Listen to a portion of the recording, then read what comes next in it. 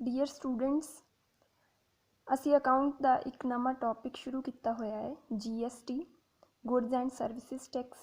Hop ਤੁਹਾਨੂੰ ਜਿਹੜਾ ਹੈ ਸਮਝ ਲੱਗ ਗਿਆ ਹੋਵੇਗਾ ਕਿ GST ਕੀ ਹੁੰਦਾ ਹੈ, ਕੀ ਇਹਦੇ ਵਿੱਚ ਇਨਵੋਲਵ ਹੁੰਦਾ ਹੈ। ਅੱਜ ਅਸੀਂ ਹੋਰ ਕਲਾਸੀਫਾਈ ਕਰਾਂਗੇ, ਇਹਨੂੰ ਕਲੀਅਰ ਕਰਾਂਗੇ ਕਿ GST ਦੇ ਵਿੱਚ ਕੀ ਕਲਾਸੀਫਿਕੇਸ਼ਨ ਹੈ, ਕਿਵੇਂ GST ਨੂੰ ਅਲੱਗ-ਅਲੱਗ ਭਾਗਾਂ ਦੇ ਵਿੱਚ ਵੰਡਿਆ ਗਿਆ ਹੈ। तो साडा टॉपिक अज दा है क्लासीफिकेशन ऑफ GST। देखो बेटा, GST is levied under 3 categories as described below.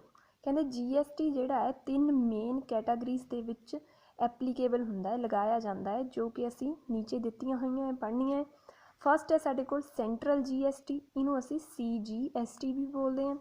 State GST SGST बोलते हैं, और स्टेट GST ਦੇ ਨਾਲ ਸਾਡੇ ਕੋਲ ਯੂਨੀਅਨ ਟੈਰੀਟਰੀ GST ਵੀ ਬੋਲਦੇ, ਜਿਹਨੂੰ ਅਸੀਂ GST ਬੋਲਦੇ ਹਾਂ, ਜਿਹੜੇ ਕਿ ਸਾਡੇ ਕੇਂਦਰ ਸ਼ਾਸਿਤ ਪ੍ਰਦੇਸ਼ ਹੁੰਦੇ ਆ ਉਹਨਾਂ ਦੇ ਵਿੱਚ ਐਪਲੀਕੇਬਲ ਹੁੰਦੀ ਹੈ।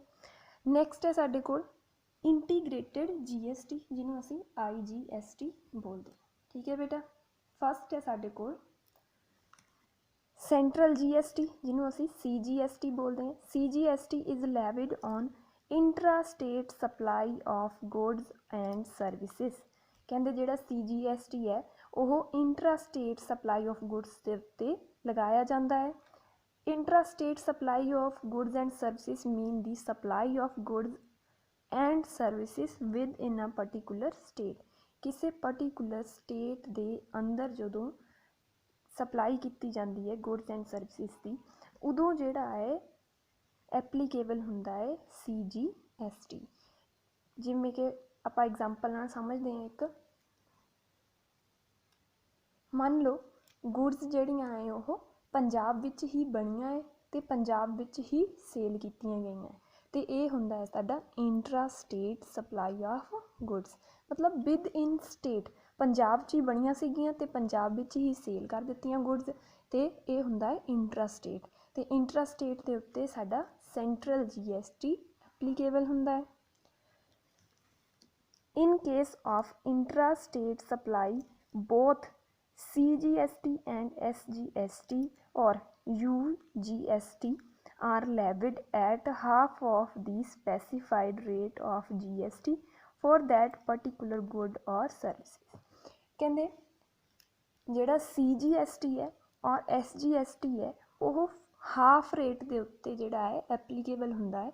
मान लो जिद्दां GST जिहड़ा है किसी पर्टिकुलर गुड या सर्विसेज के उत्ते 18% लगना है, तो जदों intra state supply of good होनी है तो साडा जिहड़ा CGST है वो भी 9% लगना है, तो SGST भी 9% लगना है। मतलब टोटल 18 नहीं असी लाना है GST करके, असी उन्होंने CGST और SGST विच डिवाइड करके 9% जिहड़ा है वो लगाना है।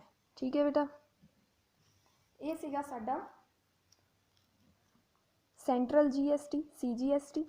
हुण आपां स्टेट GST पढ़ते हैं कि जिहड़ा स्टेट GST है वो की हुंदा है, या UTGST की हुंदा है साडा। देखो CGST और UTGST is also levied on intra state supply of goods and services. जिहड़ा ये वाला साडा GST है SGST और UTGST, ये भी जिहड़ा है intra state supply of goods and services के उत्ते ही एप्लीकेबल हुंदा है विद इन पर्टिकुलर स्टेट, किसी पर्टिकुलर स्टेट के अंदर ही। In case of intra state supply both SGST और UTGST and CGST are levied at half of the specified rate. वही जो आप पहला पिछले सेंट्रल GST दे विच पढ़िया है कि जिमें GST का रेट जिहड़ा है किसी पर्टिकुलर गुड के उत्ते 18% है, तो CGST और SGST दोनों ही हाफ रेट के उत्ते ही एप्लीकेबल किए जाते हैं। देखो जे साडे कोल केंद्र शासित प्रदेश है तो असी UTGST लगाना है, जे साडी सिर्फ स्टेट ही है तो उहदे विच असी SGST लगाना है। ਤੇ CGST ਜਿਹੜਾ ਹੈ ਉਹ ਦੋਨਾਂ ਦੇ ਵਿੱਚ ਹੀ ਸੇਮ ਐਪਲੀਕੇਬਲ ਹੁੰਦਾ ਹੈ। ਨੈਕਸਟ ਹੈ ਹੁਣ ਸਾਡੇ ਕੋਲ third classification integrated GST। Integrated GST क्या होंदा है? Integrated GST is levied on interstate supply. Interstate supply दे उत्ते देखो बेटा दो चीज़ां हैं, इंट्रास्टेट ते इंटरस्टेट। इंट्रास्टेट सानू पता लग गया कि विद इन स्टेट किसी पर्टिकुलर स्टेट दे अंदर ही जो गुड्स एंड सर्विसिज जिहड़ियां हैं उन्हां दे उत्ते जिहड़ा टैक्स लगाया जाता है वो विद इन स्टेट वाला हुंदा है। तो हुण असीं इंटीग्रेटेड GST पढ़ांगे। देखो जिहड़ा साडा IGST है वो interstate supply of goods and services उत्ते लगदा है। आपां एग्जाम्पल देख के समझते हैं। देखो जदों जिहड़ी गुड है वो विद इन स्टेट जिहड़ी है वो सेल नहीं की जाती है, आउटसाइड स्टेट जिहड़ी है वो सेल की जाती है, उहदे उत्ते जिहड़ा है IGST जिहड़ा है एप्लीकेबल हुंदा है। देखो IGST levied on interstate supply of goods and services, import of goods or services into India। India they which he goods नूं इंपोर्ट करन दे लई और एक्सपोर्ट करन दे लई विद इन कंट्री हुंदा है बेटा। विद इन जिहड़ा है कंट्री दे अंडर ही जिहड़ा है एप्लीकेबल हुंदा है IGST। देखो जिवें कि पंजाब है और हरियाणा है, गुड्स जिहड़ियां है वो पंजाब दे विच बणीਆਂ है, ठीक है, तो सेल करन दे लई असीं जिहड़ियां सेल कीतियां है वो हरियाणा नूं कीतियां है, मतलब इंटरस्टेट सेल कीतियां है। तो जदों इंटरस्टेट सेल कीतियां है वो गुड्स के उत्ते साडा जिहड़ा GST है वो IGST जिहड़ा है एप्लीकेबल होना है। तो फुल जिन्ना रेट जिहड़ा है IGST दा है उही एप्लीकेबल होना है, इहदे विच हाफ असीं नहीं करना, ठीक है बेटा।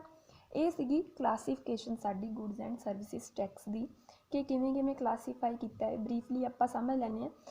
साडे कोल सेंट्रल GST है, स्टेट GST है तो इंटीग्रेटेड GST है। मेनली जिहड़ा सेंट्रल GST है और स्टेट GST है ये इंट्रा स्टेट दे विच लगदा है, विद इन स्टेट एक स्टेट दे अंदर एक राज दे अंदर लगदा है। तो इंटीग्रेटेड GST जिहड़ा है वो साडा इंटरस्टेट के उत्ते लगता है जदों जिहड़ी गुड है वो किसी होर स्टेट दे विच सेल या परचेज की जाती है, तो उहदे उत्ते साडा IGST जिहड़ा है वो एप्लीकेबल हुंदा है। ये तीनों जिहड़े है साडे क्लासीफिकेशन है।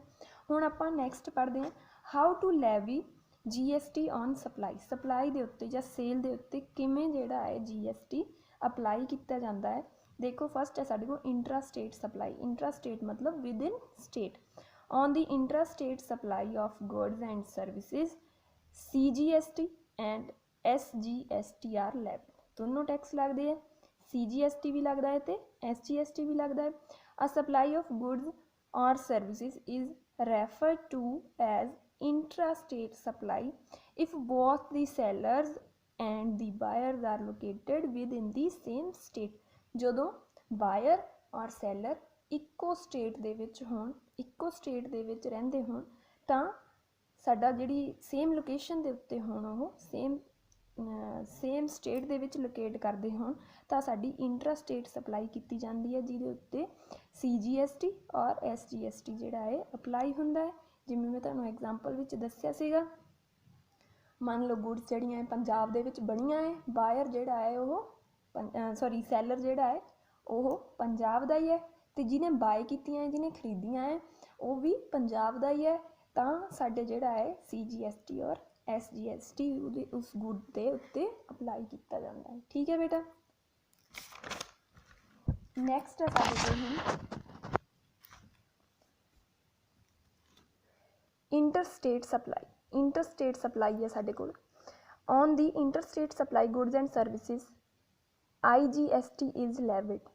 जदों भी गुड्स की जिहड़ी गुड्स और सर्विसिज की सेल की जानी है इंटरस्टेट मतलब किसी होर स्टेट दे नाल, बायर किते होर दा है सैलर किते होर दा है, उदों साडा जिहड़ा है IGST लगाया जाना है। A supply of goods and services is referred to as a interstate supply if the seller and the buyer are located in different states। जिहड़ा बायर है और सैलर है वो डिफरेंट स्टेट दे विच लोकेट करते हैं, रहिंदे है। For example if in case of supply of goods the seller is located in Punjab whereas the buyer is located in Haryana। जदों seller ਜਿਹੜਾ ਹੈ ਉਹ ਪੰਜਾਬ ਦਾ ਹੈ ਅਤੇ ਬਾਇਰ ਖਰੀਦਣ ਵਾਲਾ ਜਿਹੜਾ ਹੈ ਹਰਿਆਣੇ ਦਾ ਹੈ। ਤਾਂ ਉਹਨਾਂ ਗੁਡਸ ਦੇ ਉੱਤੇ ਜਿਹੜੀਆਂ ਗੁਡਸ ਪੰਜਾਬ ਤੋਂ ਸੈਲ ਹੋਈਆਂ ਹੈ ਉਹਨਾਂ ਗੁਡਸ ਦੇ ਉੱਤੇ ਸਾਡਾ IGST ਜਿਹੜਾ ਹੈ ਉਹ ਅਪਲਾਈ ਕੀਤਾ ਜਾਣਾ।